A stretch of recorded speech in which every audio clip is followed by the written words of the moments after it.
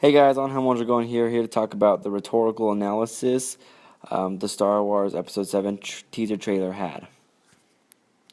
Now, before anything else, I want to kind of go over the cause and effect.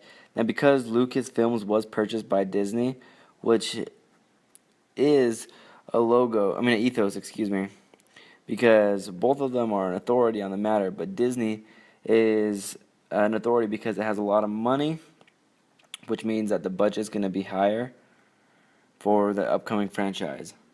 And a little comparison is George Lucas did direct the old saga, and now J.J. Abrams is going to be directing a new one. This is ethos as well because both of them are an authority with directing. And like mentioned previously, because the budget is has been increased, the visual and special effects will be amazing, making the whole motion picture greatly more captivating. And this also uses ethos. Now time to go over the trailer itself. Now, as soon as the scenes open, you see the sand dunes, and I think this uses some logos because we're able to compare it back to the previous saga and correlate it to the Tatooine planet, which gives us kind of like us fans a nostalgic feeling. And when the opening scenes began, there was an overlay with the narrator in the background talking about the whole saga and everything being rebooted.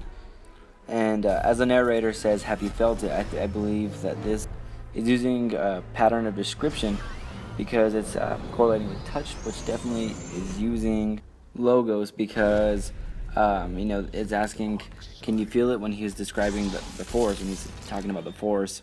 And immediately after he says that, a stormtrooper does pop up and his helmet is off. I believe that this is using rhetorical patterns as well.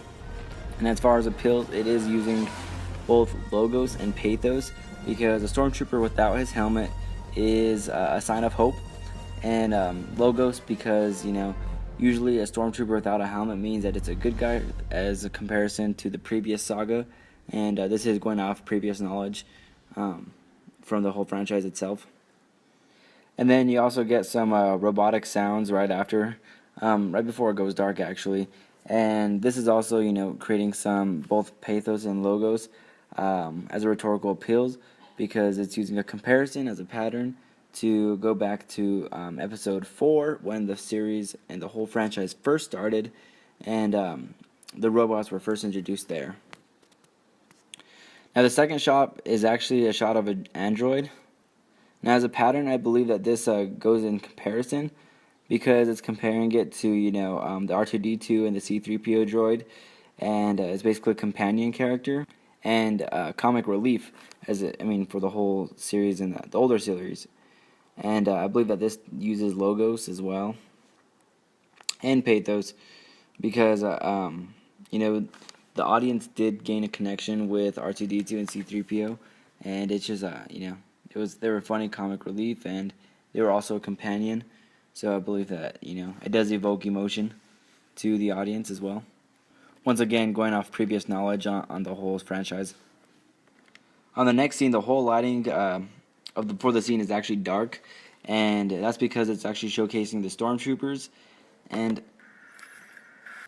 this is going off of both patterns and comparison and description.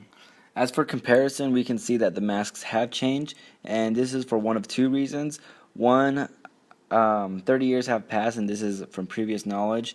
And then two, a comparison because J.J. Abrams have taken over, and so has Disney. Therefore, the budget has increased, and they're able to use his creative talent and put that into the stormtroopers' masks. And this is a little bit of ethos. As far as description, the dark scenery and the lighting actually allowed to evoke pathos because it was kind of a good and evil scenario. Light is good and dark is evil. And the dimmer lighting. The next scene is actually of a girl. I believe that this is again both comparison and description. Once again, going off previous knowledge, and I guess we're assuming that she's going to be another main character as there was a main character that was a female in the old franchise. And this is basically going off of Logos, and it's a logical reason to assume that she will be a major character. And as far as description, she's riding a speed racer, and that is through the desert. And us New Mexicans can definitely relate to the feeling of riding, a motorcycle or four-wheelers in the hot wind with, dust hitting your face. So I believe that's definitely a pathos and Logos as well. Also, the whole planet itself and the scene where it takes place at does create a feeling of nostalgia because by using pathos and Logos, because that is where Luke and Anakin were born, and since the Force is awakening, it would make sense from a logistical standpoint to have the next awakening of the Force to be on the same planet.